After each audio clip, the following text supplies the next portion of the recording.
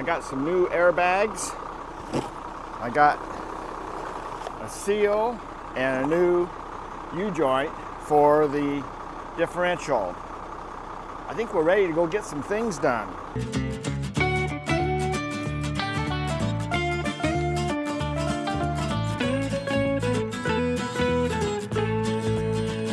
Good morning, everyone. This is David with Tigner Adventures, and I am in Yuma with Ninette.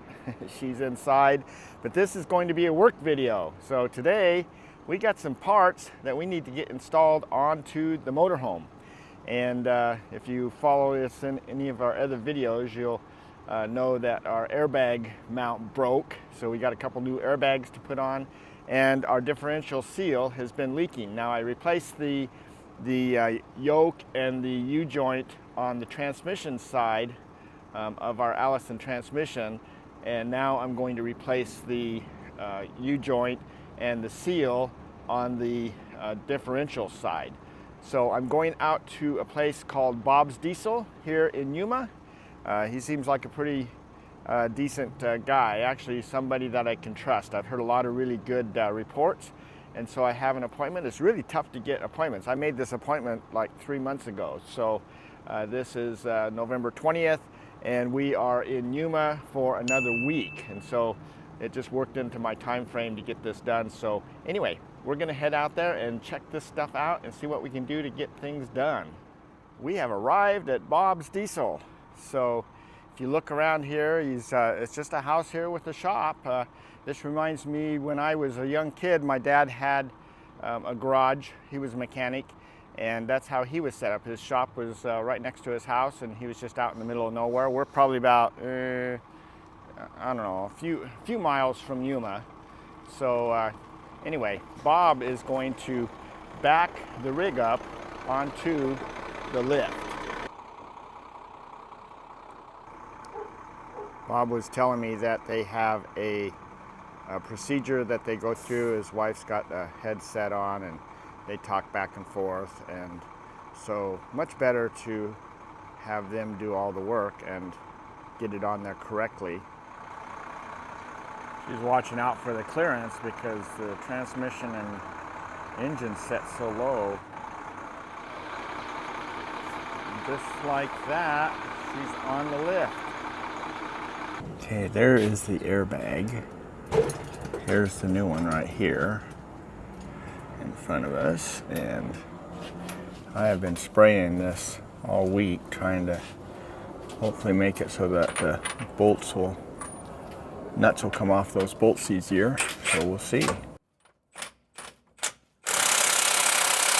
Okay, we've got the jacks are down, and so it's lifted those airbags off, and he's undoing those. He's already taken the bolts off the bottom without too much difficulty, but other than that, who knows how hard it'll be to get that out of there. But he definitely knows what he's doing. And he's got the airbag off, but it's just the plate underneath that's stuck on there. So when things are too difficult to get off, these rusted things, you have to heat them up sometimes, so that's what he's doing here. This guy doesn't want to come out of there. He's wiggling a little bit now, so.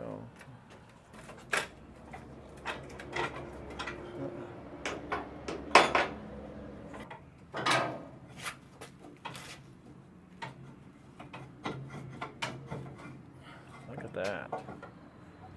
Whew, what a fight. One is out, and now we just have to start working on the next one. So probably going to be just about as hard of a job. So this is not a simple job to take these out of here for sure. It's just these bolts right here on the sides. They just rusted right into those holes. That's what the issue was. So these are pressed into this plate metal right here. So didn't have to worry about those moving. And here's the parts that from that old airbag that were left on there. They're just bolted on there. So this is what the top of the spring looks like.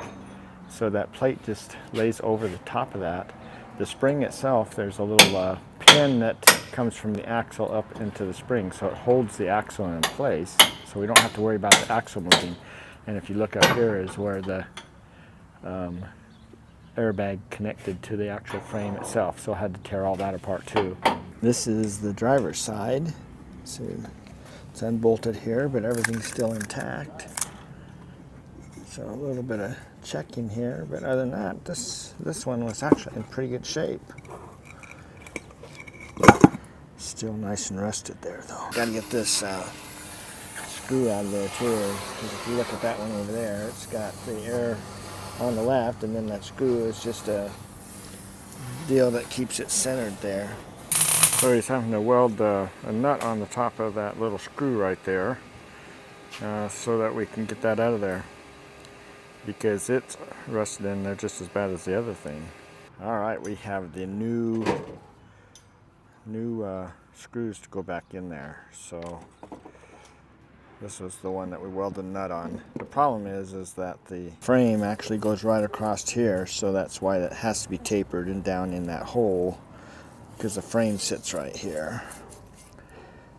And so you can't get this out without taking the top of the airbag out. But this is rusted in there really bad, so we're going to replace that.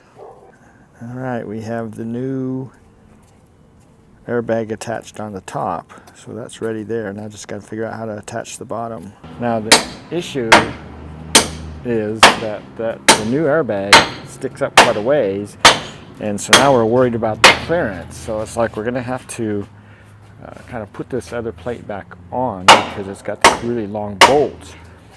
So it's got to slide over the spring and then attach the airbag. We don't know. We're going to have to try it out and see what works best.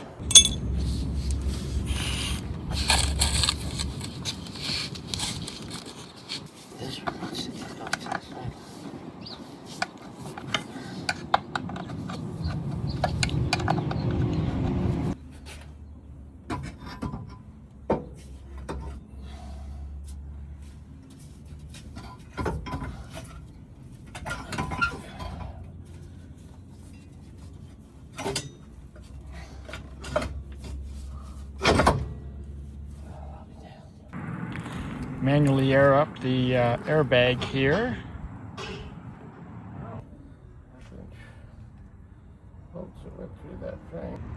This portion is now done. Both airbags are installed. The Safety Plus is installed. Now we just have to do the adjustments on it and work on the differential. This is our differential, and you can see that the seal is leaking and needs to be replaced.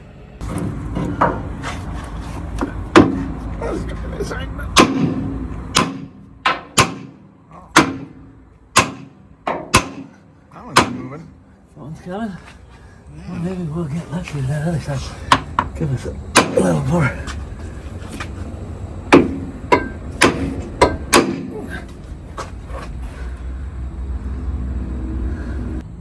So our U-joint has come out. We've got the little caps right here, so that worked out good. And now we're ready to pull that yoke off there so that we can replace the seal. And you can see that it's leaking a lot. So anyway, that is looking good. And the U-joint is in great shape, so we're just gonna stay with this U-joint. No sense replacing it.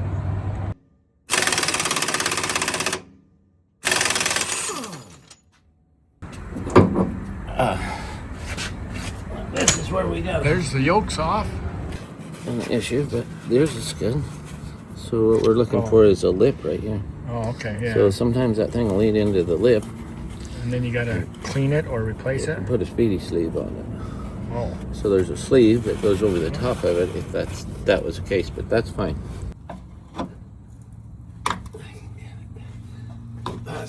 Well, now we're gonna have to replace it. Yeah, we're gonna have to replace it. As soon as I stuck that bar in there, it was a done deal. It was a done deal. Yeah, bugger, it's in there tight. Damn. Wait a minute, it's sticking? like the rest of the rig, right? Nothing wants to give anything up. They made him good back in those days. They made him fit tight. The rust in this one helped a little bit. Well, that's true too. Oh. There we go. A lot easier to do this up on a lift. Life would be hell. I wouldn't do this work if it was saying, oh, I had to crawl around on the ground. I'd be like, nope, not gonna do it. Yeah. I'll go find something else to do.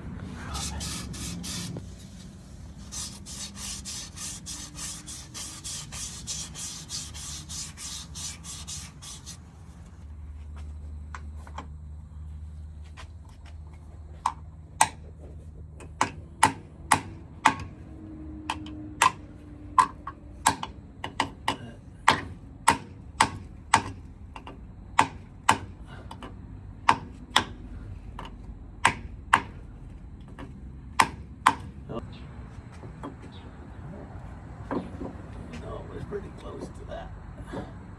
That's where we want it back, so we don't have to.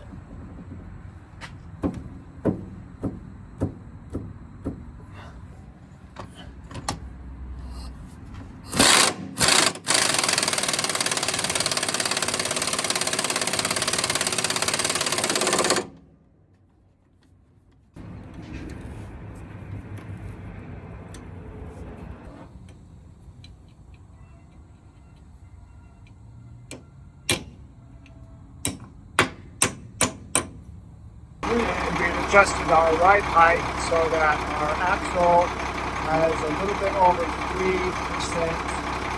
It's supposed to be between 3 and 6%. And our ride height in the back was set at 7.5 inches. That's this rod right here. So we put a random rod in here and readjusted this.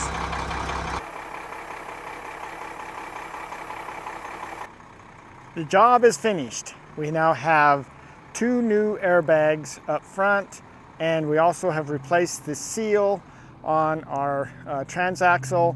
We did not have to replace the U-joint, so it was in good shape, so there was no reason to spend that money. So the U-joint itself was $150, so saved $150 that way, so that's good. One thing that we did find out that Bob was telling me was that I put on 255 size tires. The ones that were on there before were 275s, and by changing your tire height, that changes your ride height, so you should adjust your ride height at that point, which also affects the angle that your transaxle is pointing to your axle. And that needs to be between 3 to 6 degrees, and mine was exactly at 0, which will cause it to work harder and wear out those seals and bearings and things. So that's all been adjusted. Everything is in great shape now. So pretty happy with the whole job. So great place to come, Bob's Diesel. And you know, hopefully this has been helpful to you. There's 2 things that we went over there. So hopefully both of those will do. I always got messages from people that, oh, you can't take that you know, yoke off the transaxle because, I mean, off the, yeah, the transaxle because, you know, it has to, it's got a crush bearing and all that. Not on these big rigs, at least not on ours. So he just tightened that back up, and that's it. It's just it just goes in there. So anyway, so everything's good. I'm really happy. So thanks for coming along, and we'll just plan on seeing you on our next video or down the road somewhere. So take care. See you later.